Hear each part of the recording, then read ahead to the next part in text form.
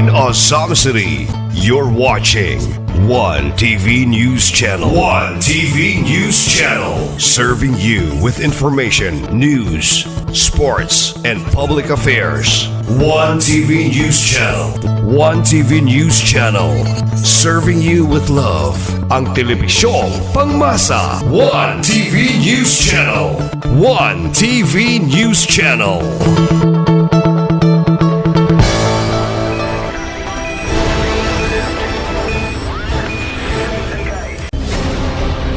One TV special report.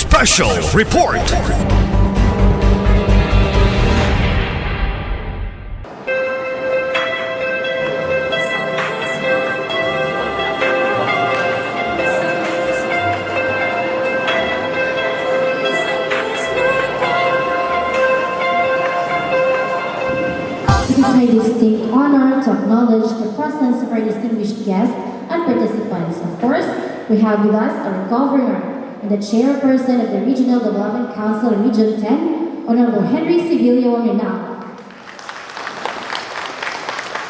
And of course, our Secretary B. Lopez Santos III, the lead convener of the National Anti-Poverty Commission.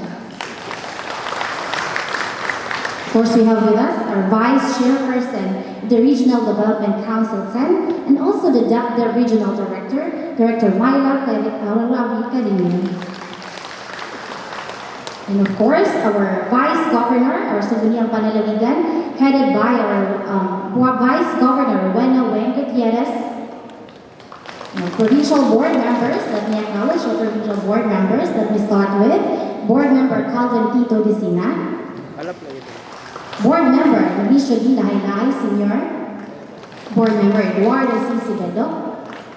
Board Member Agnes C. Villanueva. Board Member Winston E. Catani. Board Member Alejandro J. Montero. Board Member Rosan Marie L. Pailagalim. Board Member Donna R. Iyog. Board Member Jerry R. Quezon. Board Member Juanino Viña. Board Member Clara M. Villanueva. Board Member Angelique A. Luod. Board Member Hania Teresa Yap Chong. And of course, our city and municipal mayors. Let me start first, of course, from Mercata City, Mayor Lemo Mayor Emma Costa. Mayor Sabiniano S. Canama, Tango City. Mayor Gorson D. Mutia.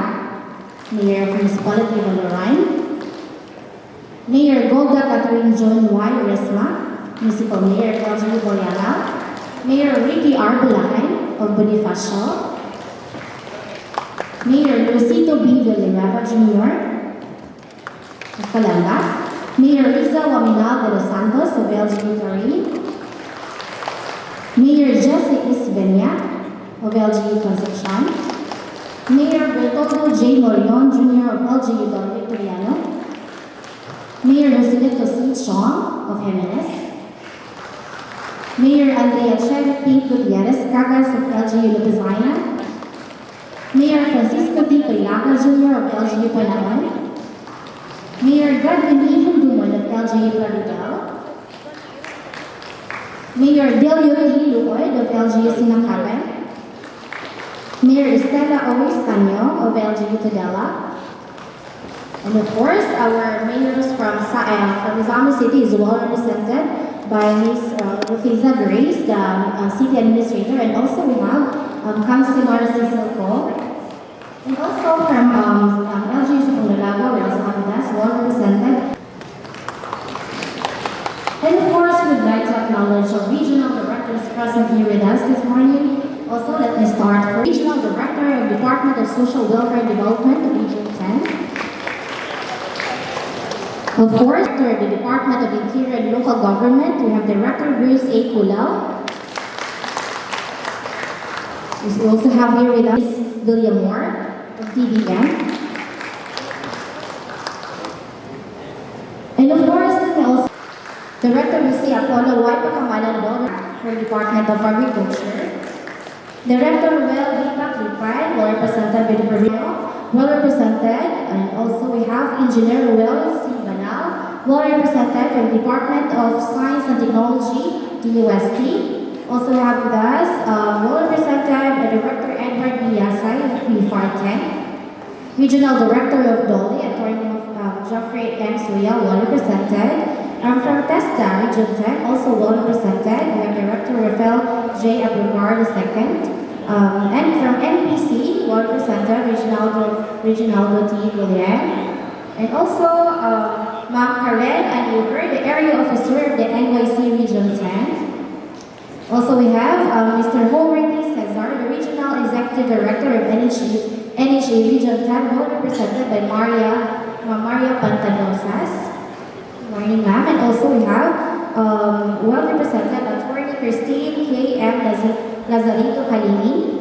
And also from the DPWH 10, well represented by the District Engineers, Lilibet and Aparicio.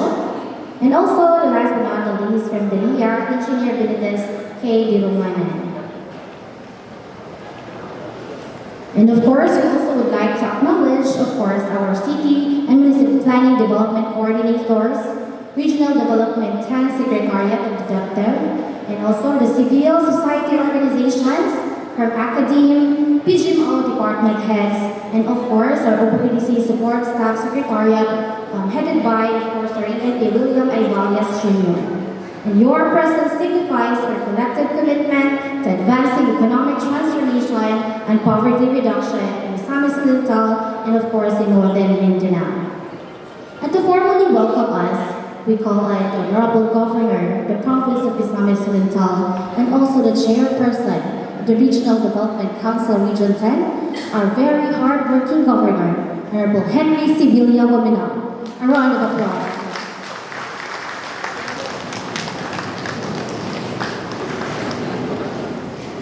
Okay, palihog palingkod.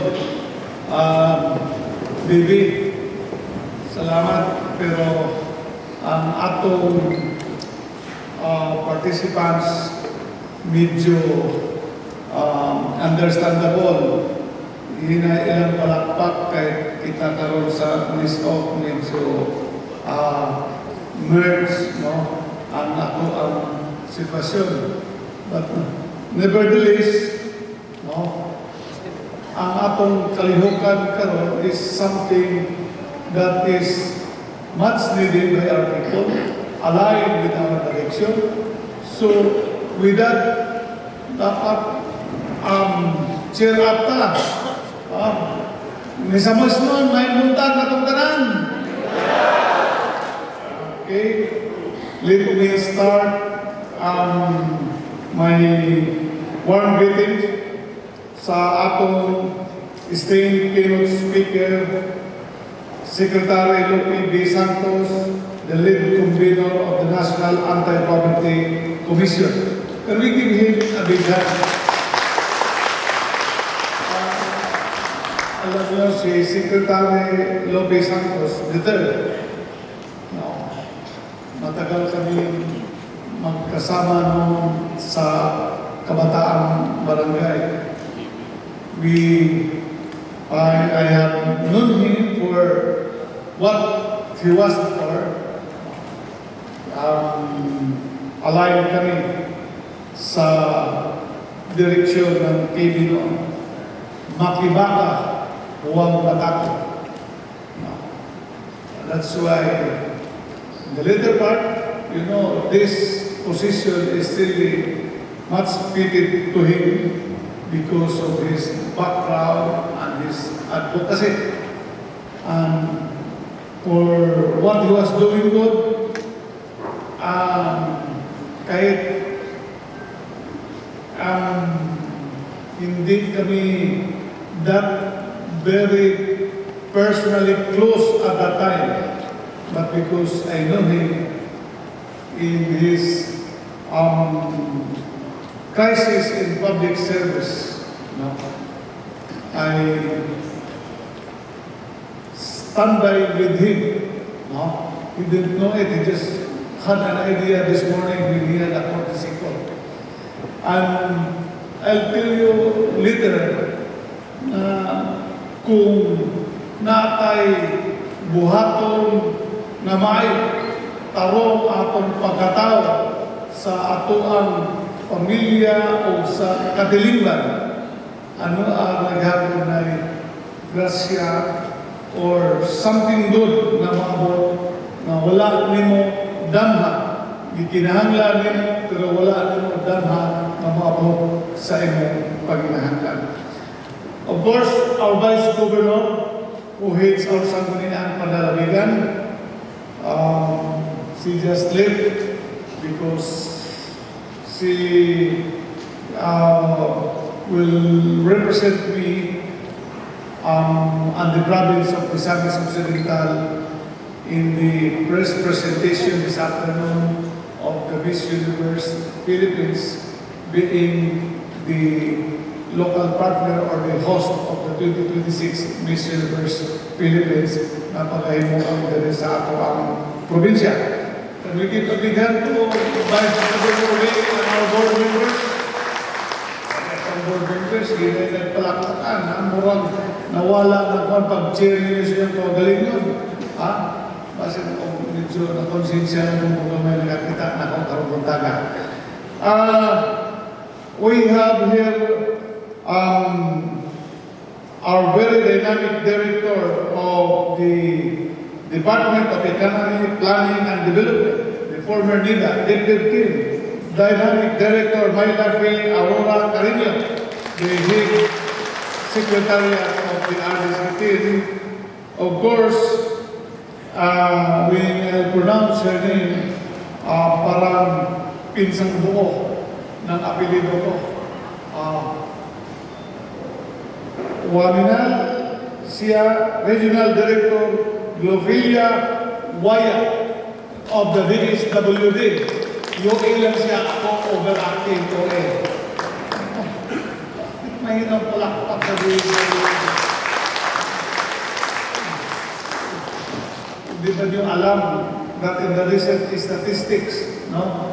DSWD played a great role nga niya akong i-share ninyo na dako ang pag-asinso or increase sa income sa ato ang mga low earners, no? Partner nato diha si DSWD. O karon kauban sa nato, I was teaching Secretary of Economy na while your department, your commission is dealing with the poor, no? Dapat ang budget mo dili poor, no? Although he was trying to justify that the commission is not implementing anti-poverty programs, it only oversees. So that justifies na maliit yung budget niya, no? Pero dapat hindi. Because when you are dealing with the poor needs money, so you must have enough money. So this time, we are very happy that the director, the assistant director of the Department of Budget and Management is with us. ERD Eunice Villamor. Buhol natin yung pundo para sa mga sa pobre na sektor. Of course, ang atong Director sa Department of Interior and Local Government, Director Bruce Bulao. Ibala ko, makikaliwakan sa region na rin, tagaan din mo of priority. All the representatives of the regional line agencies, provincial directors, representatives of the civil society, no, different heads also of the national agencies, ato ang mga mayores sa 14 kalungsod o tulong kadakbayan, atong tagaan ng palakpak kay kamoy frontline. Ano yung sekretary, yung LPRAC? Local Poverty Reduction Action Plan. Dapat ang frontline ani kita sa local government units being the representative of our people. Ang mga city, municipal planning, and development coordinators of the different municipalities and cities, ang atong department heads, fellow public servants, ang atong tanang partner, stakeholders, nini maong kausa, maasinsong buntag kanatong tanan.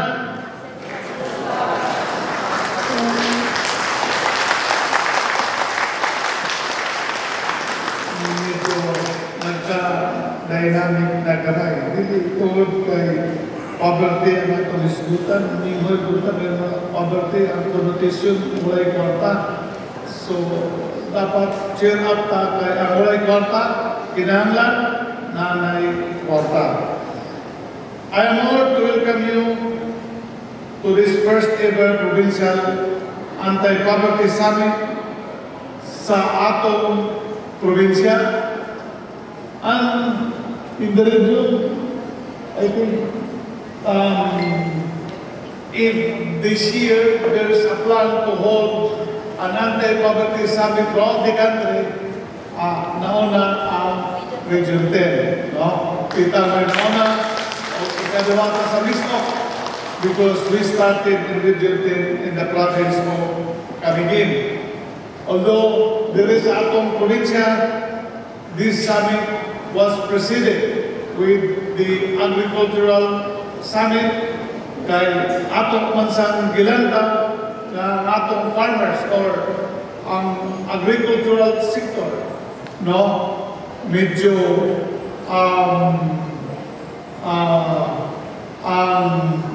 taas-taas ang poverty incidence. No. So kining maong summit is being conducted, no, across the various provinces in our region. Ikaduwata sa akong giingon, and the 3 other provinces will follow. This gathering is both timely and necessary. Despite our sustained efforts in poverty alleviation in Region 10, we recognize nga naalang gyapon dako ang gaps. Gaps in livelihood opportunities, gaps between our poverty reduction targets and the life realities of our people. While numerous programs and projects have been implemented across sectors, fragmentation, duplication, and limited convergence have sometimes reduced this overall impact. Karong adlaw, this summit serves as a critical platform to address the gaps heads on. It allows us to assess kung unsay effective, what has worked, identify what has not, and align ang atong strategy to ensure that in every piso spent, every policy crafted, and every program implemented contributes meaningfully to lifting families out of poverty. More importantly, it strengthens accountabilities and resources and reinforces our collective responsibility to meet our poverty reduction targets with urgency and unity. Ang atong tema, from plans to people, advancing economic transformation and poverty reduction towards a prosperous, inclusive, and resilient Northern Mindanao by 2020, geared towards our mass Asinso Northern Mindanao, challenges us to move beyond planning and into forceful action. Dili lang kay sa plano lang, kay usahay ang plano kung walay action ang resulta mahimong litsi plan. From plans to people underscores the importance of translating policies into palpable outcomes. Development frameworks and action plans are vital, but their true measure lies in how they improve the daily lives of our people, particularly our farmers, fishers, workers, women, youth, senior citizens, and the vulnerable families.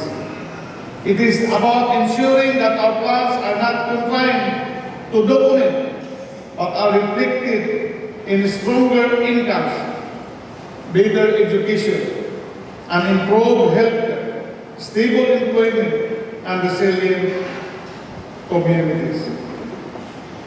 Advancing economic transformation calls for structural change. Here sa atong probinsya, we are trying to modernize agriculture because in our gross domestic product, while it is true that we are an agricultural province, but the contribution of agriculture to GDP is just 8.9%. We have to strengthen micro, small, and medium enterprises. That's why I'm happy to see Ma'am Galdaher or Vista. Dapat sa atong upat katuig ng panangkuban, muhalang nunta ang sili nga gitanom sa DTI dire sa atong probinsya. And generating quality jobs, promoting investments, and building sustainable local industries. It compels us to move from subsistence to productivity and from short-term interventions to long-term solutions.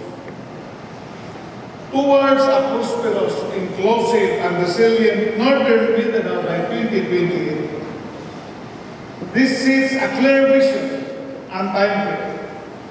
Prosperity must be shared. Inclusion means no sector is left behind. Resilience ensures that our communities can withstand economic shocks, disasters, and emerging challenges. Sa atong probinsya, ang atong regional aspiration is deeply aligned with our Asenso vision.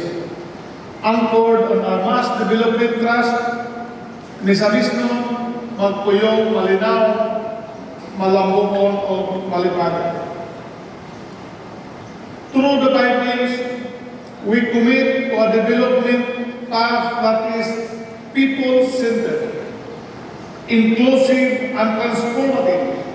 An anti-poverty initiative must therefore reflect these values, ensuring that growth reaches the grassroots and that development empowers every Misamismo family. While poverty remains a persistent challenge affecting livelihoods, education, health, and access to opportunities, we remain hopeful. And as your leader, because the recent increase in the GDP growth rate in the province from 6.6%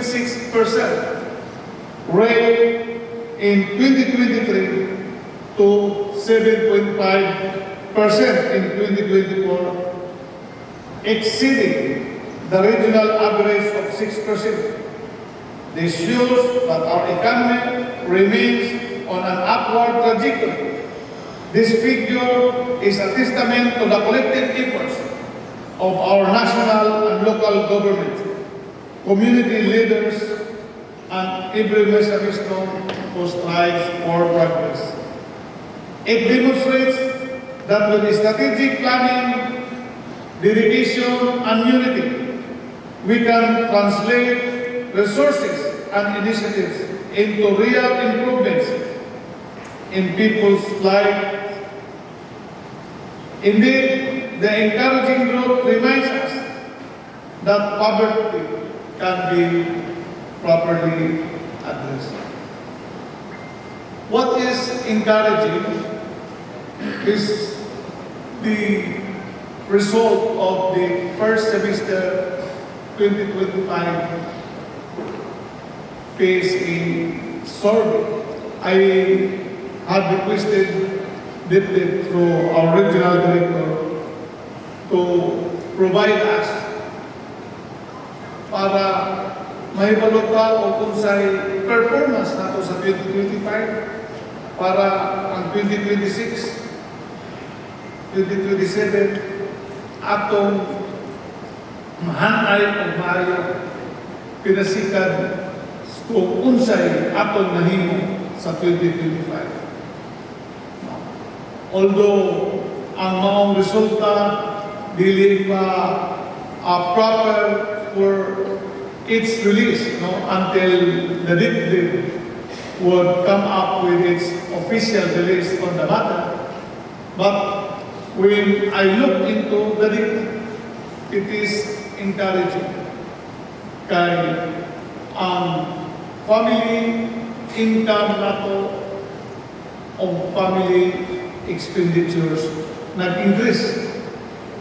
So, nag-increase ang income, nag-increase po ang gasto, that means to say, maayo ang atong ekonomiya. O sa maong data, ang nakapagwapo pagayon because that family income has been divided into different groups. The first 5 groups, muna ang mga low earners, and the second 5, muna ang katong mga high earners. Ang atong gitawag ko mga data. Pero what is inspiring na ang dakong increase sa income na dito sa sektor sa low earner. So, buot pasabot, mihalang ang atong mga programa na gibuhat sa year 2025.